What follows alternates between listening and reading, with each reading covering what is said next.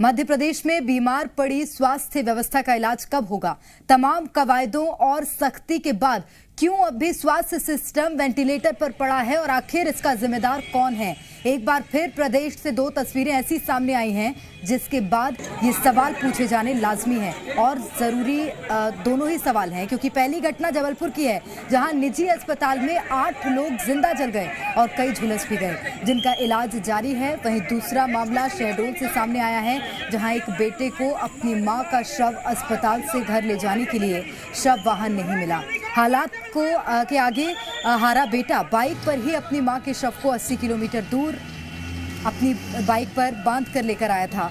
और ये दो तस्वीरें दिखा रही हैं कि किस तरह से स्वास्थ्य व्यवस्थाएं लचर नजर आ रही हैं पूरे मध्य प्रदेश में। जबलपुर से पहली तस्वीर है जहां पर बीते दिन एक प्राइवेट हॉस्पिटल में भीषण आग लग गई और इस आग की चपेट में आकर 8 लोगों की दुखद मौत हो गई है। इसी के साथ शहडोल से दूसरी तस्वीर आपको टीवी स्क्रीन पर दिखा रहे हैं और सचमुच ये तस्वीर बेहद दयनीय है। दयनीय इसलिए क्योंकि अस्पताल के पास शव वाहन नहीं था।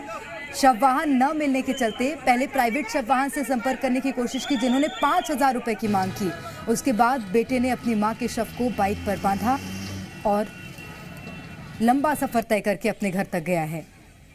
और ये बेहद शर्मनाक तस्वीर भी कह सकते हो शहडोल से सामने आई है, क्योंकि स्वास्थ्य व्यवस्थाएं तो ठीक है लेकिन शव वाहन क्यों नहीं उपलब्ध कराया गया? एक बेटा अपनी मां को इस तरह से बांध कर ले जाने को मजबूर हो गया। तो दो तस्वीर बीते दिन सामने आई जो कि स्वास्थ्य व्यवस्थाओं पर कई तरह के सवाल खड़े कर रही हैं। इन अव्यवस्थाओं का, इन लापरवाहियों का जिम्मेदार आखिर कौन है?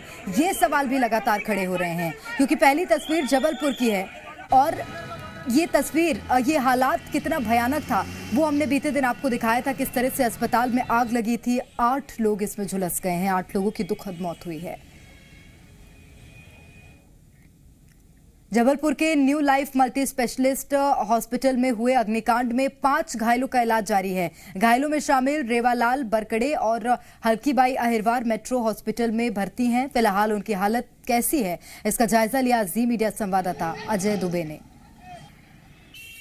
जबलपुर के मल्टी स्पेशलिस्ट हॉस्पिटल के पास हम लोग मौजूद हैं। ये स्थितियां देख सकते हैं कि कल जब यहां पर आग लगा किस तरह से आग लगी है और ये स्थितियां देखिए कि बिल्डिंग और यहां तक कि उन इस बिल्डिंग के अंदर रहने वाले जो मरीज थे उनकी क्या स्थिति होगी, क्योंकि ये जो कुर्सी देख रहे हैं आप, इस कुर्सी को देखिए किस तरह से जली हुई है। और यहाँ पर ये गाड़ी में दिखाना चाहूंगा, ये मोटरसाइकिल खड़ी है, ये भी पूरी तरह से जल गई है। बड़ी लापरवाही है, क्योंकि जिस तरह से ये अस्पताल यहाँ पर जो परमिशन दिए गए हैं उस पर कहीं ना कहीं कई सवाल खड़े हो रहे हैं, क्योंकि प्रशासन ने जांच के आदेश तो जरूर दे दिए हैं लेकिन मौजूदा वक्त में स्थितियां आप देखिए, ये गेट दिख रहा है जिस तरह से अस्पताल में 2 गेट होने चाहिए, एग्जिट गेट होना चाहिए, ताकि लोग कभी आगजनी जैसी घटना हो तो लोग किसी दूसरे दरवाजे से बाहर जा सके, लेकिन यहाँ पर वह भी स्थितियां नहीं थी। यही वजह था कि वो लोग इसके अंदर फंस गए। और आपको दिखाना चाहूंगा, ये फर्स्ट फ्लोर है, उसके बाद दूसरे फ्लोर पर भी आग लगी। उस फ्लोर पर जो लोग थे उनको बचाने की कोशिश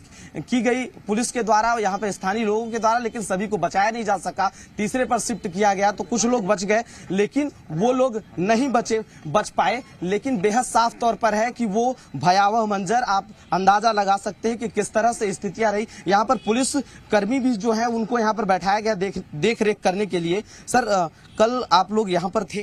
नहीं, जिस समय आग लगा था उस समय हम लोग यहाँ नहीं थे। हम लोग की ड्यूटी लगी बाद में, हम रात में आए हैं। आज किस चीज की देख रेख कर रहे हैं आप लोग? बस यहाँ कोई घुसे नहीं अंदर, इस सामान की कोई चोरी ना करे, इसलिए।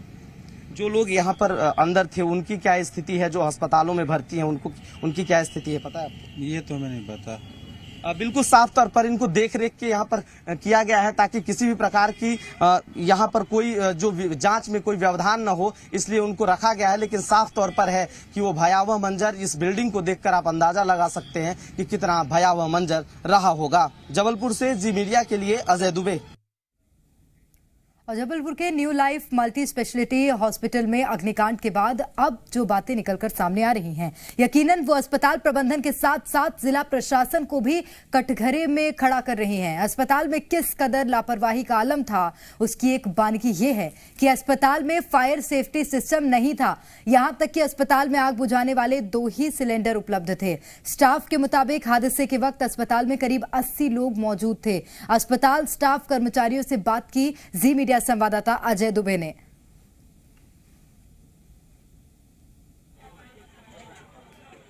अस्पताल में आपके अग्निशमन यंत्र नहीं थे वो पर्याप्त मात्रा में? नहीं थे, वो अग्निशमन नहीं था, नहीं तो वो कुछ भी नहीं होता।